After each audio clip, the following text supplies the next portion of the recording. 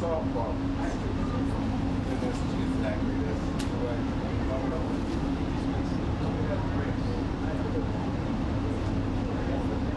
Yes,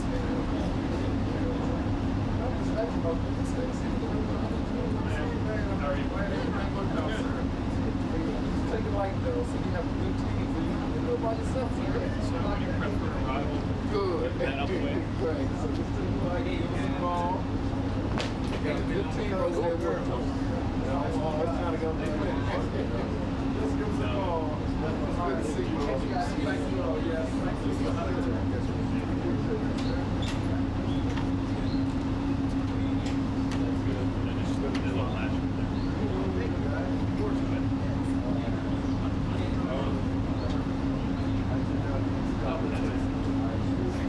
If they need you to step back from the camera, we'll be asking. I know.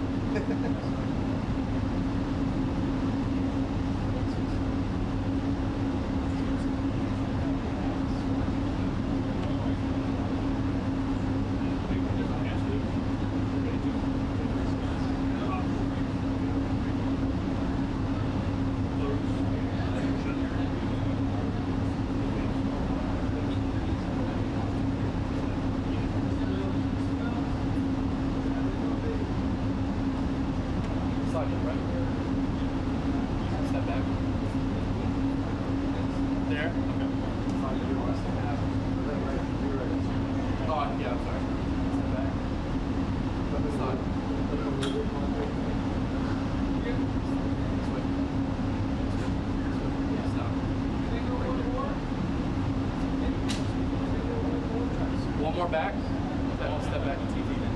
Right there, stop.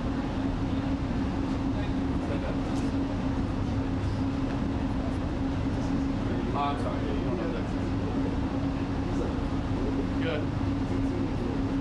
Good.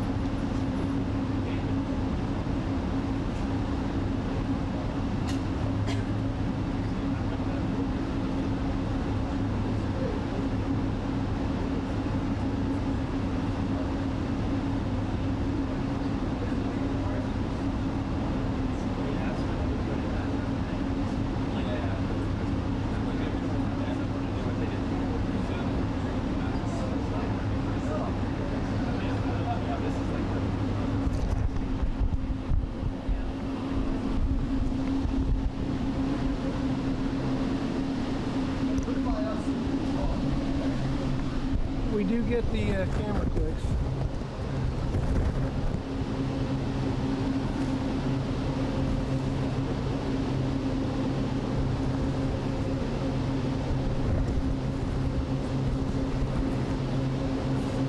Try not to knock it off. Just kind of sitting there.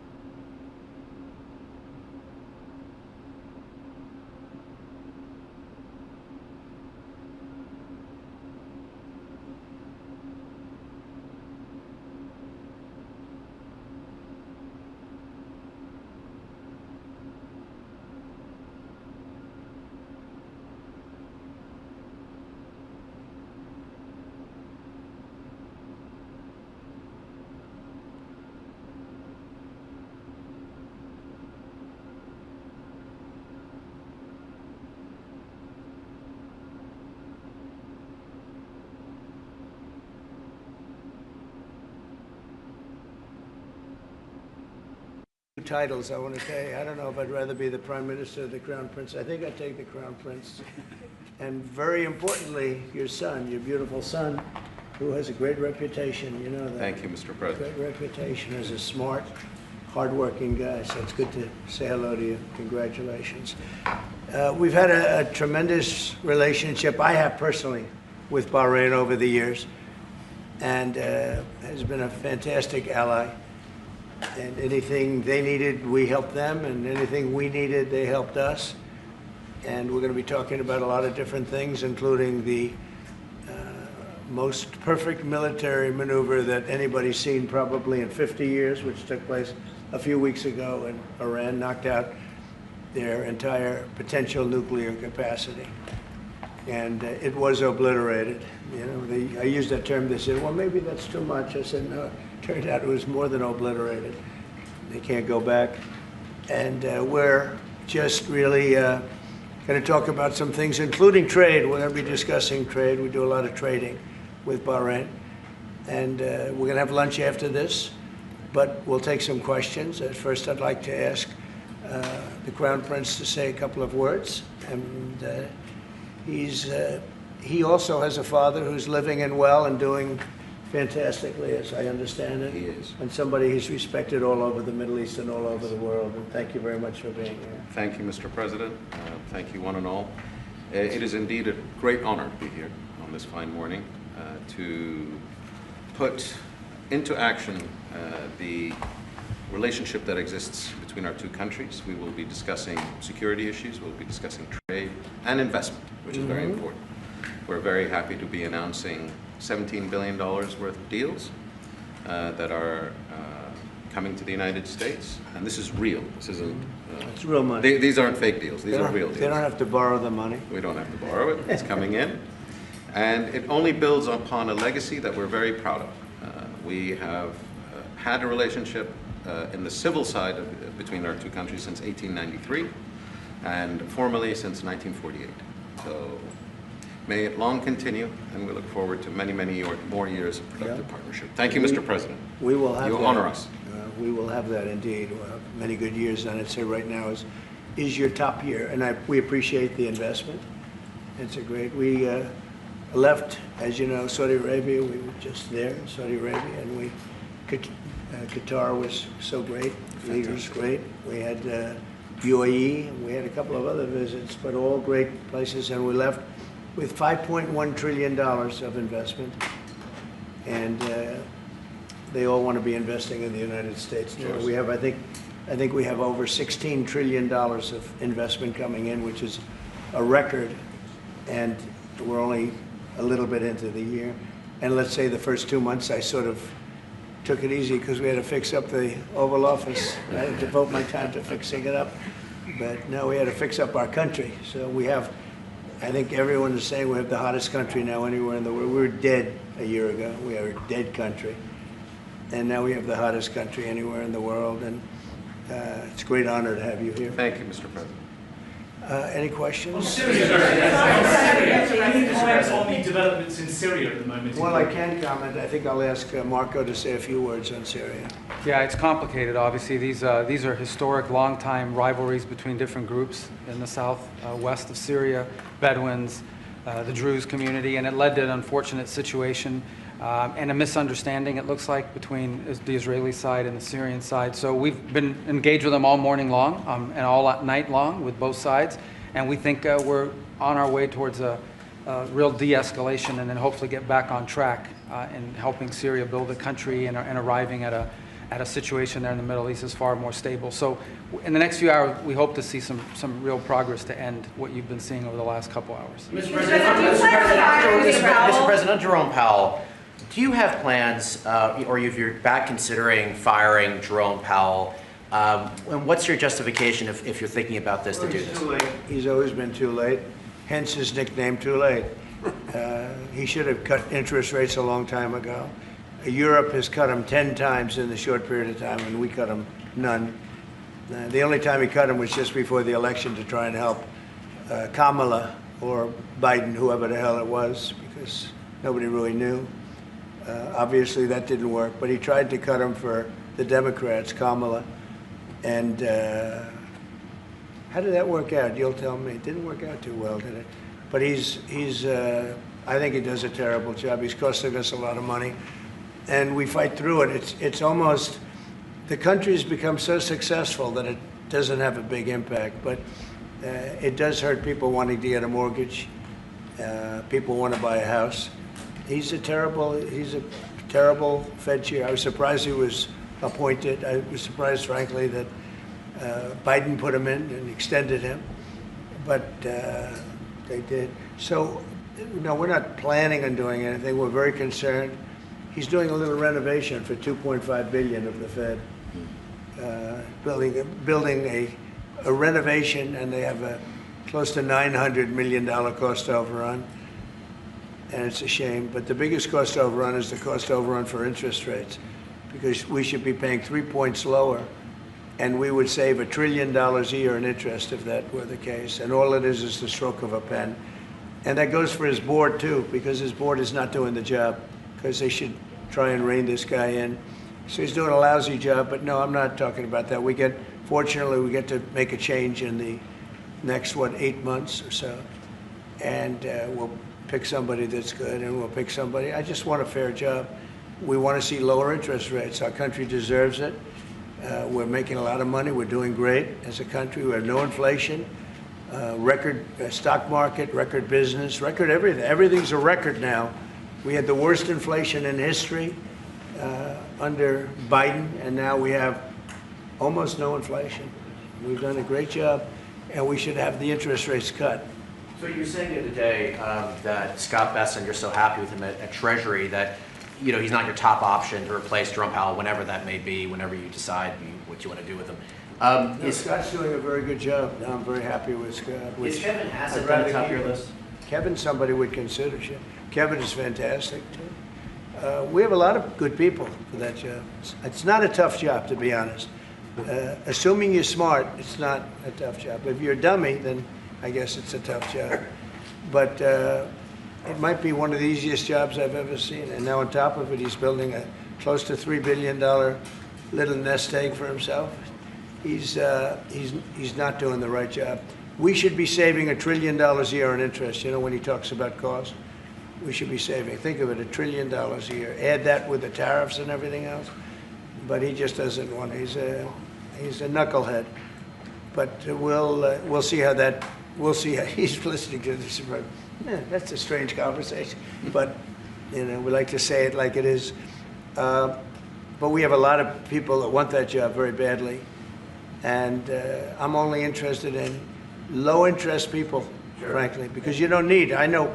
So they had the 71 different economists and people experts that they picked about a month ago. I was the only one, along with one person from maybe the Wharton School of Finance.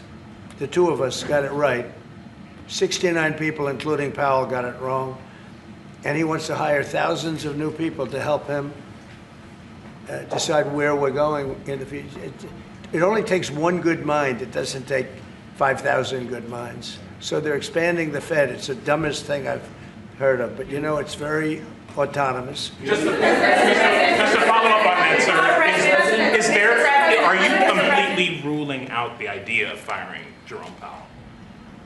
I don't rule out anything, but I think it's highly unlikely unless he has to leave for fraud. I mean, it's possible there's fraud involved with the $2.7 billion renovation. This is a renovation.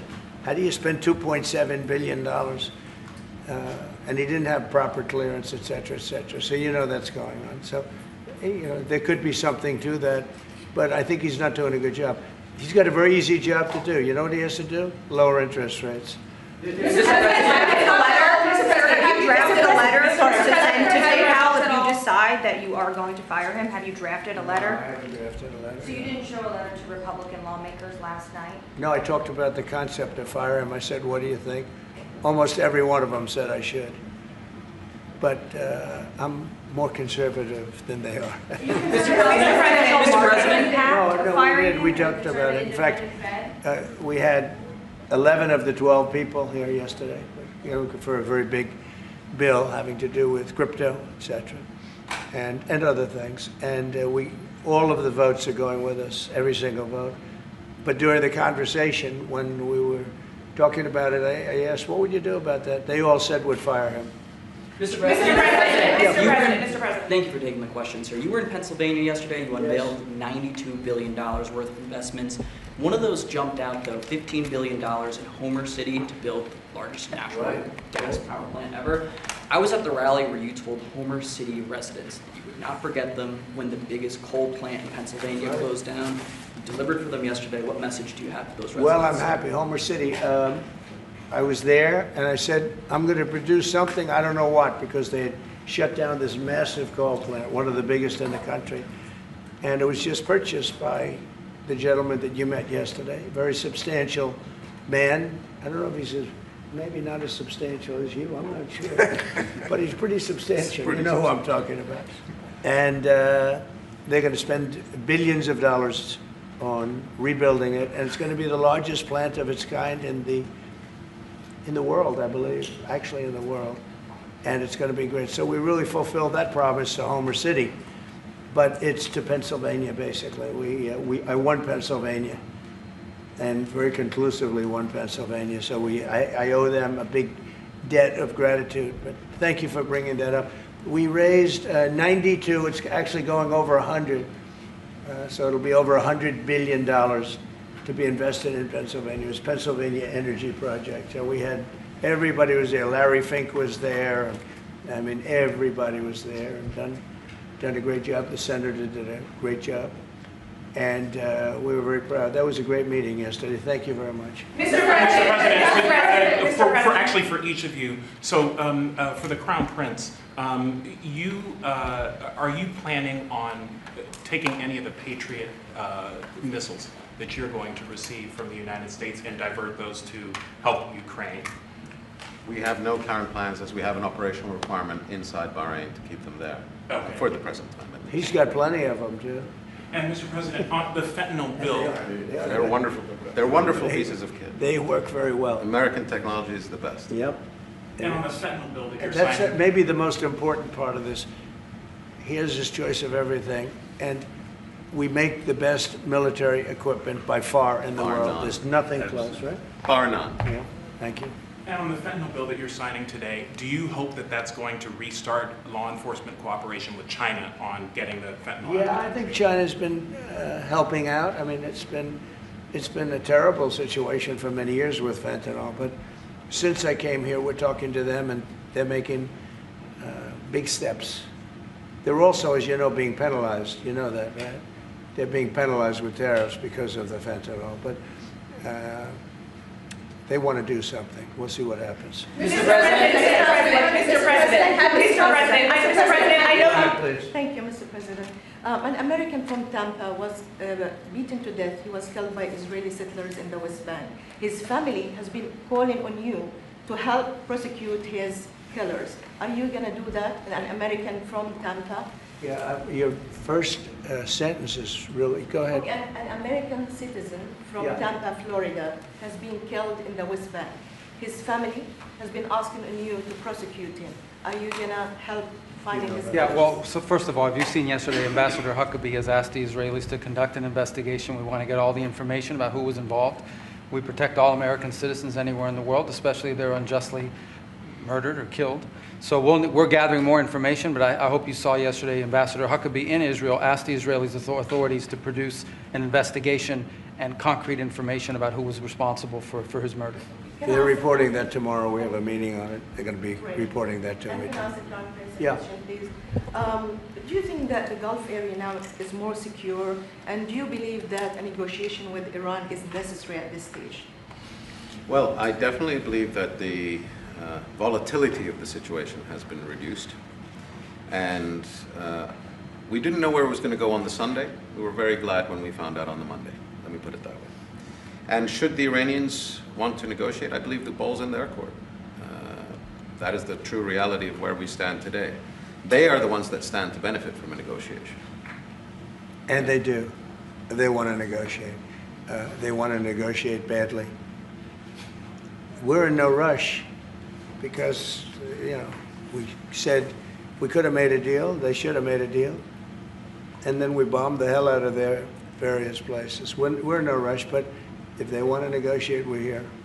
Yeah. Mr. President, I know you want to move past all this intrigue over the Epstein files, but I do want to ask you to clarify something you said this morning. You said this was all a hoax. Has your Attorney General told you this was a hoax? What evidence have you seen of that? No, it's not the Attorney General, no. I know it's a hoax. It's started by Democrats.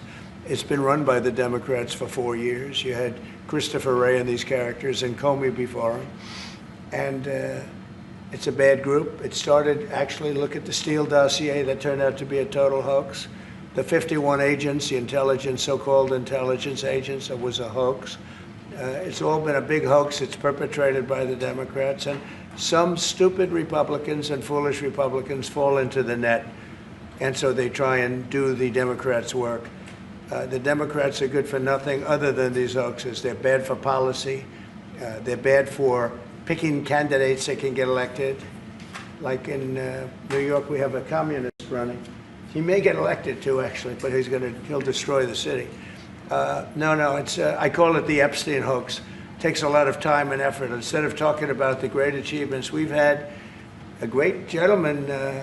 Yesterday, as you know, went on CNBC and he made the statement that Trump may go down as the greatest president of all in the United States. And instead of talking about the things we've achieved, we've had tremendous achievement. They're wasting their time with a guy who obviously had some very serious problems, who died 3-4 years ago. I'd rather talk about the success we have with the economy, the best we've ever had, and all of the things we've done, including the Middle East. I mean, you see it.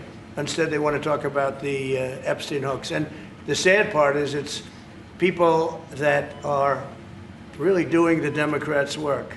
They're stupid people. Yeah, go ahead.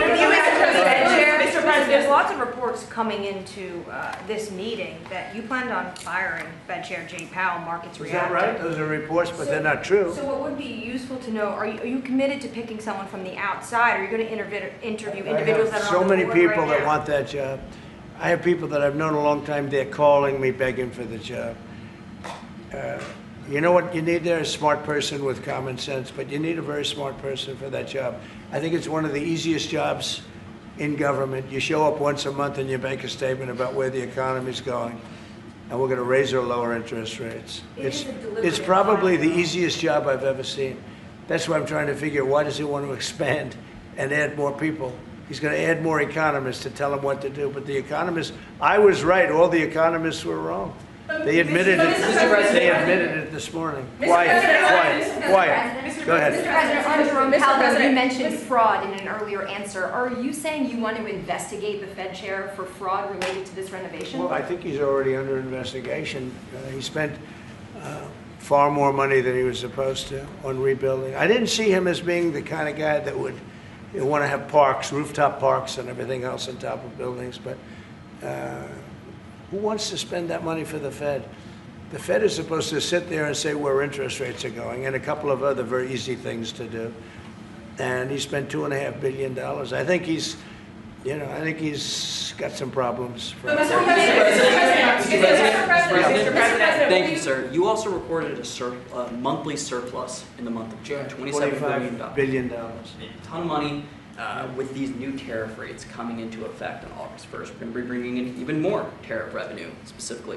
How much revenue do you think we can consistently bring in from these tariffs, and how big of a game changer is this, not only for the economy, but also fiscal responsibility? Well, we're going to be bringing in, already we've brought in over $100 billion. We'll be bringing in hundreds of billions of dollars.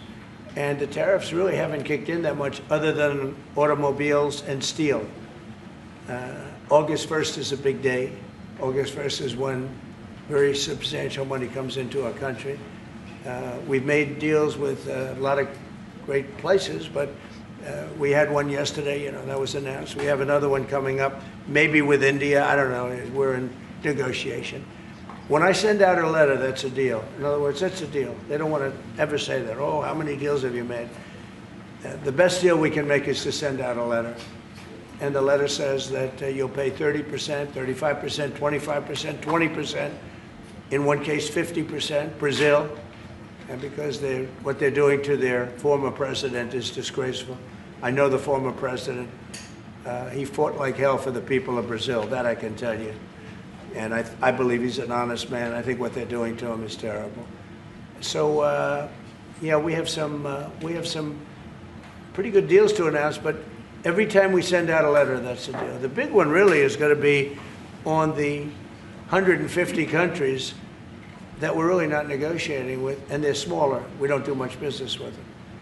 Because you have a lot of countries, you have over 200 countries, and a lot of people don't know this, but we'll have well over 150 countries that we're just going to send a notice of payment out, and the notice of payment is going to say what the tariff, and it's all going to be the same for everyone, for that group. They don't, they're not big countries, and they don't do that much business. It's not like the ones that we've agreed with, like China, like Japan, where we're negotiating with them, but I think probably we'll live by the letter with Japan. We're very close to a deal with India where they open it up. Indonesia yesterday was, it wasn't an open country, now it is. And they have tremendous copper, quality copper, and probably the most copper. And we made a deal with Indonesia. We pay no tariff, 0, and we have total access to trade. That's a phenomenal deal for our companies. And we've agreed with them, as you know, on 19%. They pay 19%. And it's a good deal for them, and it's a good deal for us, so in that case. But we have a number of them coming up. But overall, we're doing well, and we're taking in a lot of money, We have the number one, we have the most oil of any country in the world, even more than them, which is hard to believe. But we have a little larger piece of land, right? We do, sir.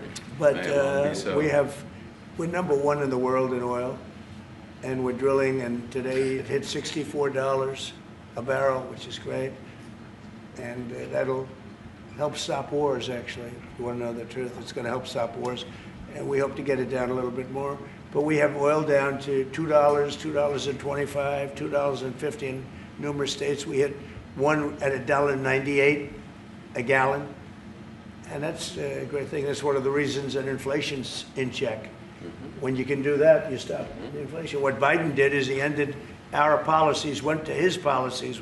He doesn't have a policy. Some lunatic around the desk had a policy. Whoever operated the auto pen had a policy, which is, by the way, I think the biggest scandal. That's the scandal they should be talking about, not Jeffrey Epstein. The scandal you should be talking about is the auto pen, because I think it's the biggest scandal, one of them in American history. So the economy is doing really well, and people are seeing it. Yeah. Will you ask Attorney General Pam Bondi to release more documents to finally put this controversy to bed? Whatever's credible, she can release. If a document is credible, if a document's there that is credible, she can release. I think it's good. But it's just really, it's just a subject. He's dead. He's gone, and all it is the Republicans. Certain Republicans got duped by the Democrats, and they're following a Democrat playbook. And no different than Russia, and all the other hoaxes. They're started by the Democrats, and some Republicans. In this case, I was surprised, but they got duped. But have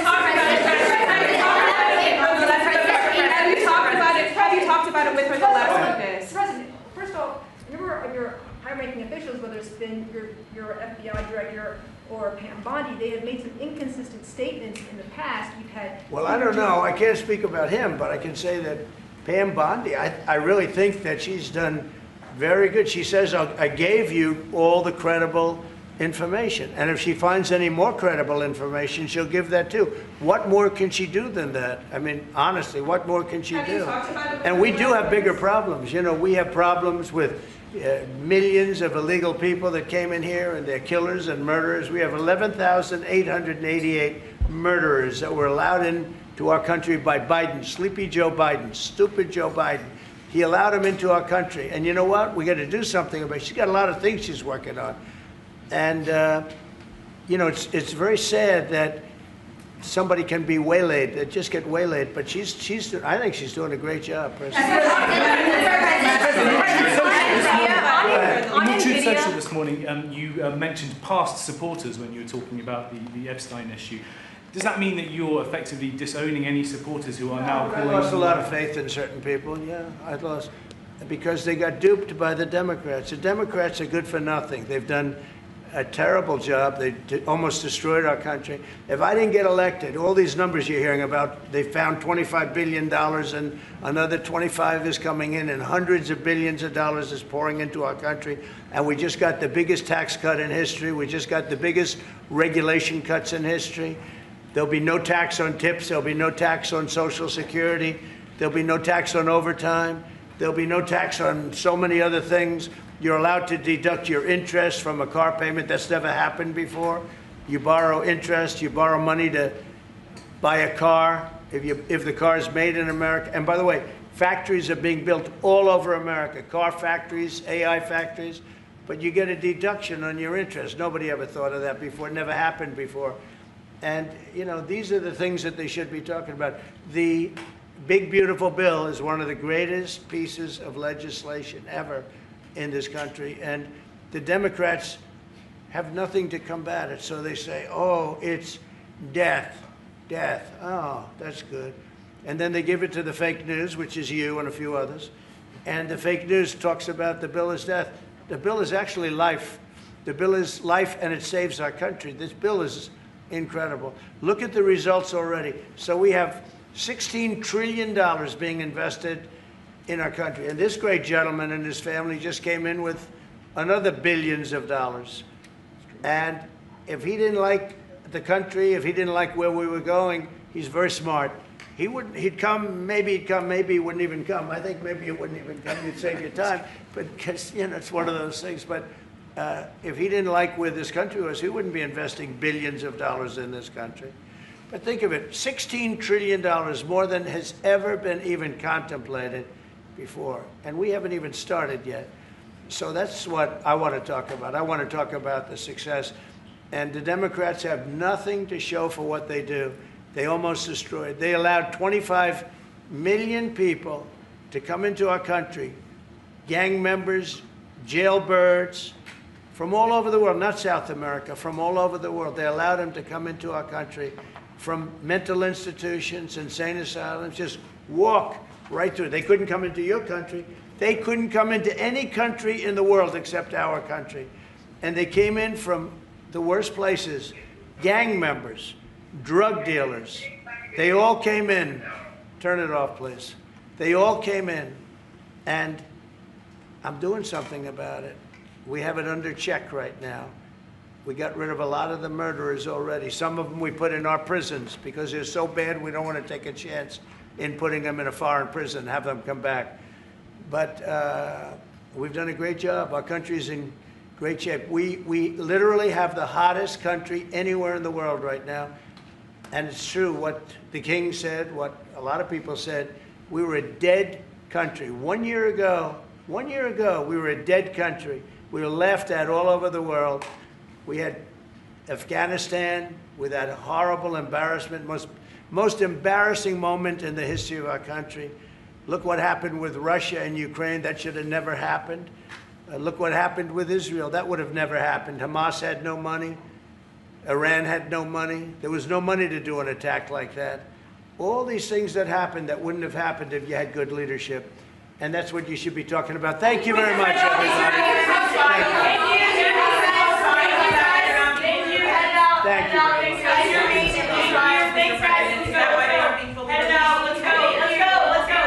Thank you, Press. Hey, thank you. Come on, guys. Thank you, Press. Thank you, Judge. It's another day in paradise. Thank you, Mr. President. Thank you, Frank. Thank you.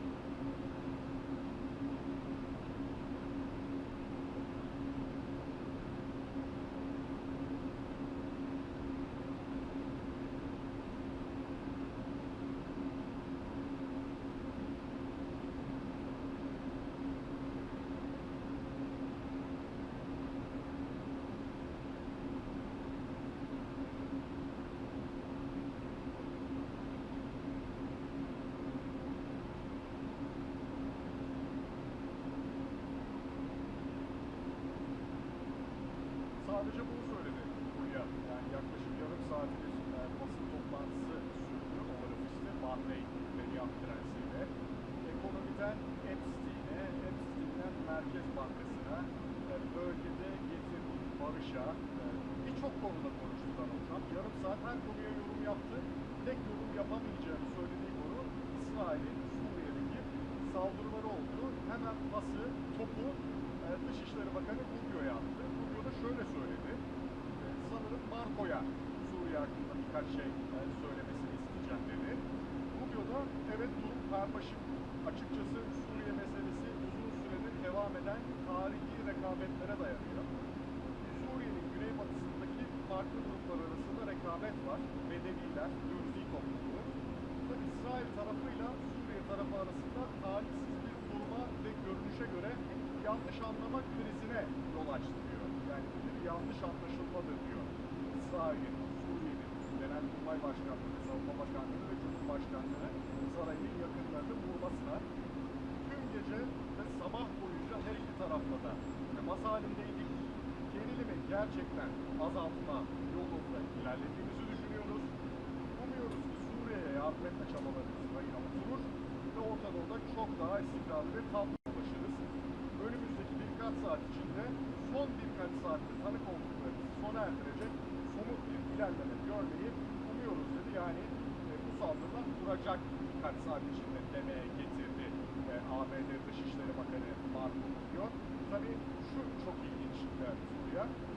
Donald Trump'ın bir Orta Doğu vizyonu var. Donald Trump'ın bir Suriye vizyonu var. Ahmet Yaşar'a büyük, çetin, akıllı, karizmatik, çekici bir lider demişti. Yaptırımları resmi olarak kaldırmıştı. Trump'ın Suriye vizyonu ve Orta Doğu vizyonuna ket vuran, bu vizyonu bombalayan bir Netanyahu var. Ama bu Netanyahu da arkamdaki Oval Ofis'e 5 ay içinde 3 kez davet edildi. Müthiş bir ilişki var aralarında, en azından kameralar önünde. Yani en azından Rubio'nun söylediklerini söyleyemez miydi Donald Trump? Her konuya yorum yaptı biraz önce Oval Ofis'te. Yapabilirdi diye düşünüyoruz. Yorum yapmaktan kaçındı, çekindi, yorum yapamam dedi. Burada çok açık İsrail Başbakanı'nı eleştirmek istemiyor. Yani hiç kırmayacak, etrafından dolaşmayacak. İsrail'in herhangi bir eleştiri geçirmemek için nasıl oluyor yani?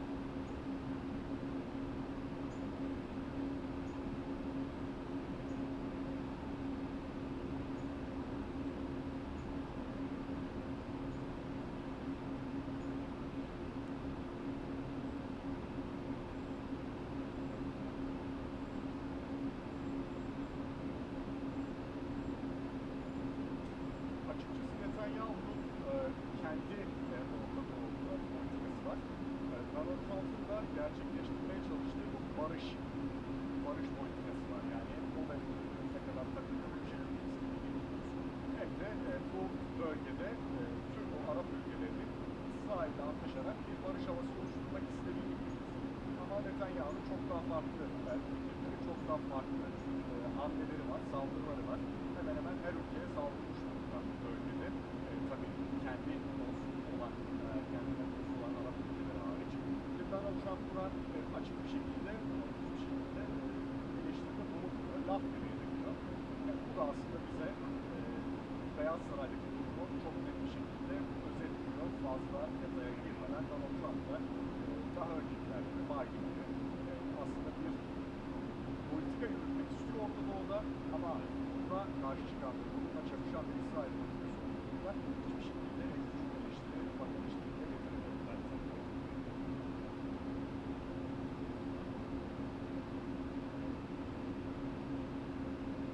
Evet, bu şekilde söyleyebiliriz tabii.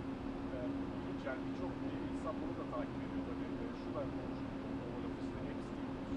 Acaba Epstein mesela NASA'da mı çalışıyordu? İsrail istihbaratı bu Epstein'in yakınındakilere ciddi şantaj veriyor. Çok konuştuğumuz şeyler. Donald Trump seçimden önce de ben bu listeyi yayınlayacağım demişti. Biraz önce yine reddetti. Ya ölmüş gitmiş adam. 3-4 yıl önce ölmüş biriyle uğraşıyorsunuz hala. Kapatın bu konuyu. Saçma sapan bir şey. Aptal cumhuriyetçiler tuzağa düştü diye. Konu yokmuş gibi davranıyor. Bu da insanların aslında bu Amerika-İsrail arasındaki nedir bu ilişki? Neden hiçbir şey yapıyorlar sorularının yanıtı olan bir konuydu adeta. Ve Donald Trump'ın ailesi olsun, yani kendi çocukları, kendi yakınındakiler, kendi taraftarları sürekli bu Epstein belgelerinin müthiş bir komplo olduğunu söylüyorlardı. Şu anda Donald Trump bunun üstünü kapatmaya çalışıyor. Bu da mesela